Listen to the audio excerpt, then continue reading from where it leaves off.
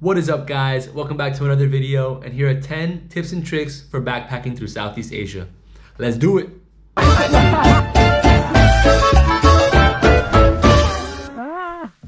So to start off, my name is Angelis Romero, and I've been backpacking through Southeast Asia for about 5 months now. And when I first started, I was clueless and had no idea what I was doing. But now that I've been out here for a while, I kind of get the gist of things and picked up a lot of things along the way. So I made this list for if you or anyone you know plan on doing the same thing. So let's get to it. Tip number 1 is don't overpack. I know you've probably heard this a lot from every other YouTube video you've seen or friends and family, but it's true. You don't need that much. Whatever you plan on bringing, cut that in half and then cut that in half again. And that is gonna be what you'll actually need. My backpack is 40 liters and it looks kind of like this. And it has been more than enough for me. Maybe a 50-liter bag will be good, but you do not need anything more than that. Especially if you're planning on solo backpacking, because you're gonna be by yourself. You're not gonna have anyone helping you carry your bag. So it's gonna be a lot of weight on your back. There might be some days where you need to walk a lot and you don't wanna carry that for a long time. Or you're on a bus and you don't wanna take up huge amount of space, or on a train or on a plane, etc. So yeah. Tip number 2 is research, but don't plan too much. And what I mean by that is, yes, you want to research the country you're going to, research the visa you need, of course, and research the area, but you don't want to plan exactly what you're gonna do, when you're gonna do it, and where you're gonna do it. Because especially in Southeast Asia, you're gonna meet people and spontaneous things are gonna happen. You're gonna hear about this place and end up going there, or end up going here with these people, and end up doing this and that. And it's the best part about traveling Southeast Asia. The madness, the spontaneity, I don't know if I said that right, but yeah, how spontaneous and random things happen sometimes. Those are the true memories. The true core memories are gonna happen when you don't plan it at all. The best moments I've ever had traveling so far, I never planned on it, that's for sure. So remember that. Research, but don't plan too much. So tip number 3 is a SIM card. And unless you're getting an eSIM, which you can just do right on your phone, then you're probably gonna get a physical SIM card, which most people I know do. I know that when I first came, I paid way too much for my SIM card. I paid $55 US for a month SIM card. And that was the first day I landed in Bangkok airport. And ever since then, every SIM card I've bought has been under $10 for a whole month of 5G internet. Enough to have WhatsApp, call my family, FaceTime them all the time, be on Instagram, make YouTube videos, whatever I need to do. And where to get these SIM cards is basically any border you cross, they will sell them at the border for under $10 US. Every border I've been to, and not once have I gotten ripped off or bought a fake SIM card.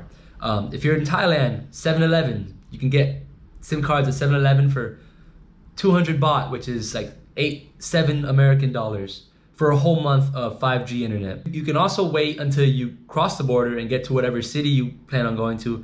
They will sell them there. They sell SIM cards everywhere because of course they know tourists need SIM cards. Tip number 4 is the language barrier. And I know when I first came out here, I did not know what to expect or what I was gonna need to learn to say. But realistically, 90% of people in these countries speak English, especially if you're going to like the most famous route that most people do: Cambodia, Laos, Malaysia, Thailand, Vietnam. Everywhere you're probably gonna go, they're gonna speak English. What I would do if I were you is learn some of the local language. Learn how to say hello, thank you, goodbye, how to ask for the price of things, and a few other words, because it may not mean a lot to you, but to the locals, it means a lot to them. They appreciate you a lot more, and you're in their country, so the least you can do is speak their language. Tip number 5 is don't be scared to eat local. I meet travelers every day that only eat Western food or eat at the nicest restaurants, and there's nothing wrong with that, but the food at local places is much more delicious. The people are much nicer, and you're also helping the local businesses, helping them feed their families. Those hole-in-the-wall places are fantastic. And especially if you want to try local cuisine, foods that you've never had before, and taste flavors that your mouth has never had, then definitely eat local. Tip number 6 is transportation. So definitely download Grab and 12 Go Asia. These two apps are all you need to get around anywhere you need in Southeast Asia. So Grab is for taxis, motorbike taxis, and you can even get tuk-tuks, and it's like Uber for Southeast Asia. There's always a set price. You'll know exactly how much you need to pay before you even get on the taxi. And it gives you different options. You can take a motorbike taxi, which are super fun. You must ride one of those because I never have been ridden on the back of a motorbike like that until I got here. To locals here, it's very normal to ride a taxi through traffic, cut through gaps, but at least where I'm from in America, no, we don't do that. That's illegal. And let me tell you, the adrenaline rush that I got my first time on the back of a motorbike taxi was like nothing else. It was like riding a roller coaster. It was insane. But yeah, you can get a motorbike taxi, a regular taxi, a tuk-tuk. I think those are most of the options you'll have. 12 Go Asia is to find overnight buses, trains, planes, ferries. If you want to get across countries, if you need to get to an island, 12 Go Asia will give you all the times you need, and you just pay right there with your credit card, Apple Pay even, and it's super handy. Tip number 7 is accommodation. So I would download an app called Agoda and an app called Hostelworld. So depending what you like, if you like to stay by yourself, have your own room, then Agoda is more for you. If you like hostels and love staying hostels, you love the social vibes, the environment at a hostel, then definitely download Hostelworld. Hostelworld does exactly what it says, and it gives you a list of every hostel in the whole world. You can get some as low as $2, which is insane to me.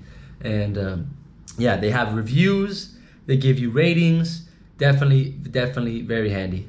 Agoda is the same thing, but for all hotels, a few hostels, but mainly for hotels and homestays, which in Southeast Asia are super cheap as well, but not as social as hostels, of course, and very handy if you're traveling as a couple. So yeah. Tip number 8 is your safety. So I know before I came traveling, I would wonder, am I gonna get stabbed? Am I gonna get robbed? Am I gonna get my kidneys sold on the black market? But in reality, Southeast Asia is so much more safer than you think, I promise.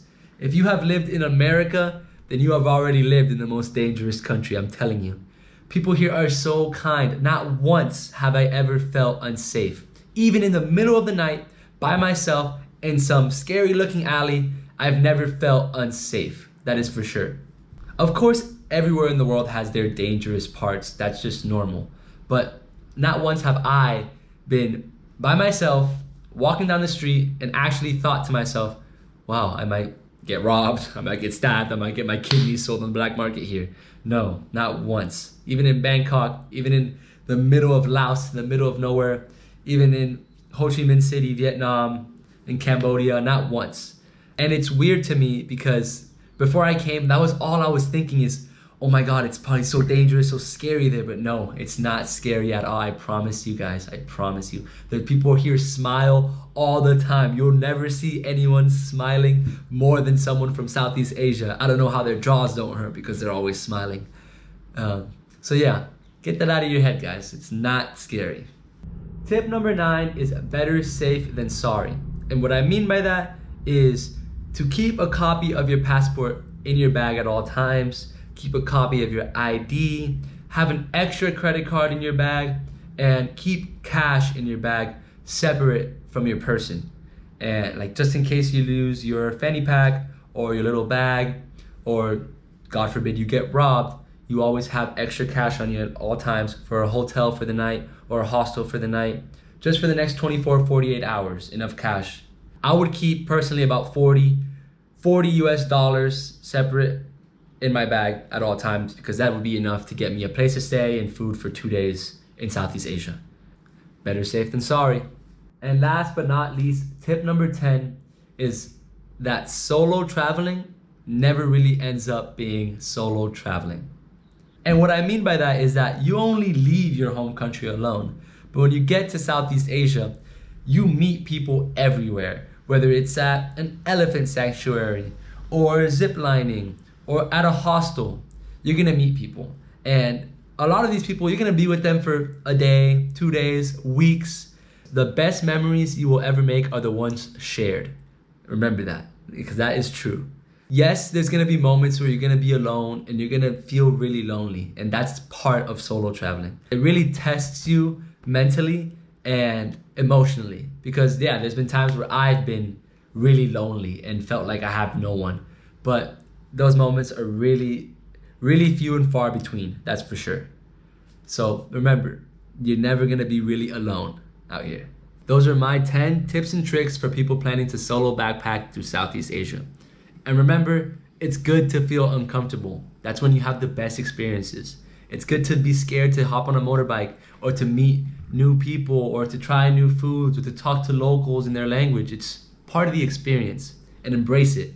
Because the best experiences I've ever had were when I was feeling very uncomfortable to do it. And now I have amazing stories to tell and awesome memories that I will cherish for the rest of my life. So thank you guys for watching. Don't forget to leave a like, comment, and obviously subscribe. And I'll see you in the next video. Peace.